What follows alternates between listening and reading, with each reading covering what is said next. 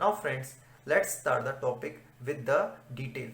Now friend, as I have already told you, this type of Soderberg criteria is used whenever there is fluctuating loading condition, that is when both sigma m and sigma a are existing. That type of case is called the fluctuating loading condition case. So in that case we will design according to the Soderberg criteria of failure. Now see the second thing. The second thing is that whenever we design the component on the basis of infinite life, that is for infinite life, we will use the Soderberg criteria. That is, whenever a component is required so that it will last for a longer period of time, then we will say that we will design that component on the basis of the Soderberg criteria of failure. Now let us see the equation of the Soderberg line, or see what is a Soderberg line. A Soderberg line is a straight line. It is a straight line which joins SYT, that is the yield strength in tension, to the corrected endurance limit denoted by SE. Okay, so it is a straight line which is joining yield strength in tension on sigma m axis, and it is connecting to the corrected endurance limit, which is making an intercept of SE on the sigma a axis. So this line is called as the Soderberg line. Okay, Soderberg line.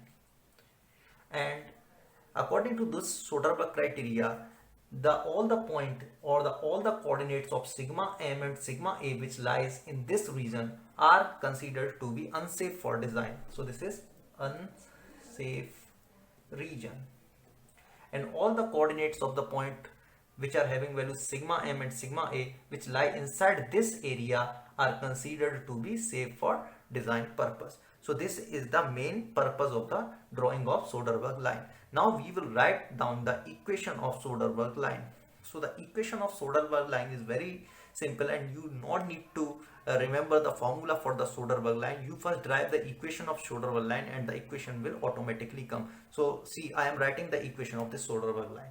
So Soderberg line equation can be obtained from the equation of this straight line. So this line is making intercept at 2 points, that is this point and this point. So we will write the equation of line in the intercept form. That is, the equation of a straight line can be given by x by a plus y by b is equal to 1, where a is the intercept on x-axis and b is the intercept on y-axis. Now here our x-axis is sigma m-axis and our y-axis is sigma a-axis.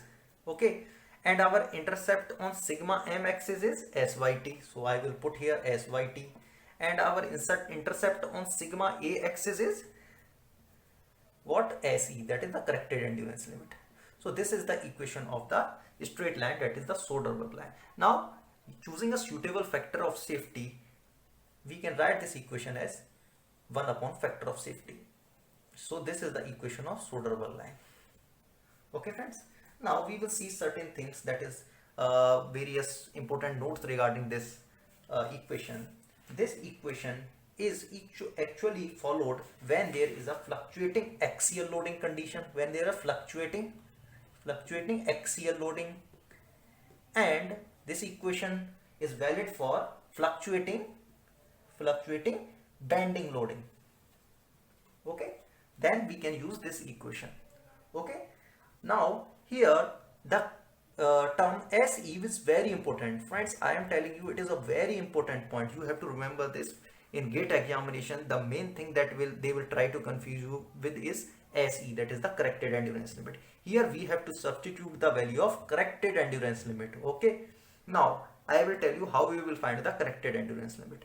Now we know that the corrected endurance limit is given as KA, KS, KR, KD, KL, SE dash, where SE dash is the endurance limit in reversed bending condition which was obtained from the rotating beam fatigue testing machine. So this was the SE dash. So this was according to the reverse bending loading. This SE dash was calculated according to the reverse bending loading condition. So to calculate SE, that is the corrected endurance limit, we need SE dash and all these factors that are the correction factors. Here Ka is the size factor, KS is the surface finish factor, KR is the reliability factor, KD is the modifying factor which account for the stress concentration, KL is the load factor. So we have to put these factors accordingly and then find the value of SE, that is the corrected endurance limit, and then we will substitute that corrected endurance limit in this formula to design for the component according to the Soderberg criteria of failure. Now friends, three cases arise. Number one, the value of Ka, Ks, Kr, Kd, Kl all will be available in the design data book. So you can take them from design data book. And the second case is that they can be taken as unity in each case, that is each of Ka, Ks, Kr, Kd, Kl can be taken as unity if they are not provided in the question of the GATE examination. Okay, you will take each of Ka, Ks, Kr, Kd as unity. Okay, and the next thing is that they can be provided in the question. If they are provided in the question, then it's very okay that we can put that value according to the question as the value of Ka, Ks, Kr, Kd, Kl according to the question.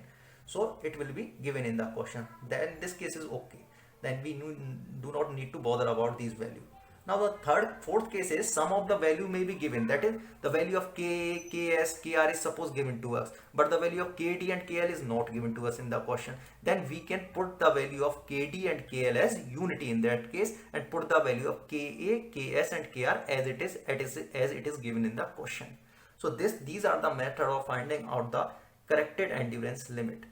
Okay friend, and in sometimes in question what has been seen that the value of endurance limit in reverse bending is given to us and none of the factor is given to us, that is Ks, Ka, Kr, Kd, Kl is not given to us. Then we will take all the factor as unity and the corrected endurance limit will be equal to Se dash, that is the endurance limit in reverse bending condition. So these are the things that we have to keep in mind before substituting the value of Se, because this is the main point of the concept. This is the main concept here, okay, that you have to keep in mind.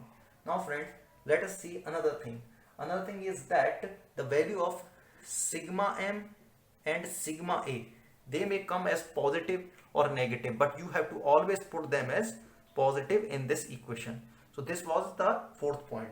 Now the fifth point is that I am going to tell you is that this formula is actually applicable for fluctuating axial loading condition and fluctuating bending loading condition, but this is not applicable for fluctuating torsional loading. Okay, now what we have to do, we have to derive a formula for the fluctuating torsional loading, but there is no need for deriving it. You can substitute the value or you can find the formula for fluctuating torsional loading from this formula.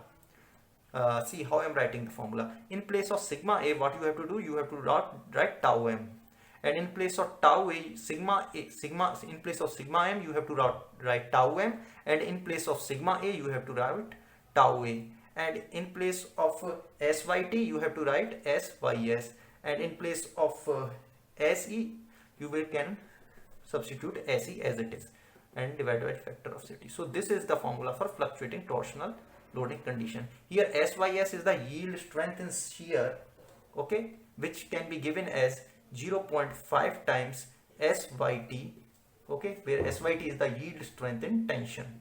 So it can be taken from here. Now the next thing is that here se is the corrected endurance limit. It can be calculated in the same manner that I have already told you, and either tau m is the mean shear stress. Its value is given as tau max plus tau min divided by 2, in the same way that we have calculated sigma m and sigma a, but here in place of sigma max we will get tau max, and in place of sigma min we have to substitute tau min and divided by 2. Similarly here tau a is the shear stress amplitude, and the value of tau a can be given in the same way as we have obtained for sigma a, that is tau max minus tau min divided by 2. Okay, so these are the main point that we have to keep in mind while designing the component according to the Soderberg criteria of failure. So friend, this was all for today's topic, and friends, if you like my video, you can subscribe to my channel and press the bell icon.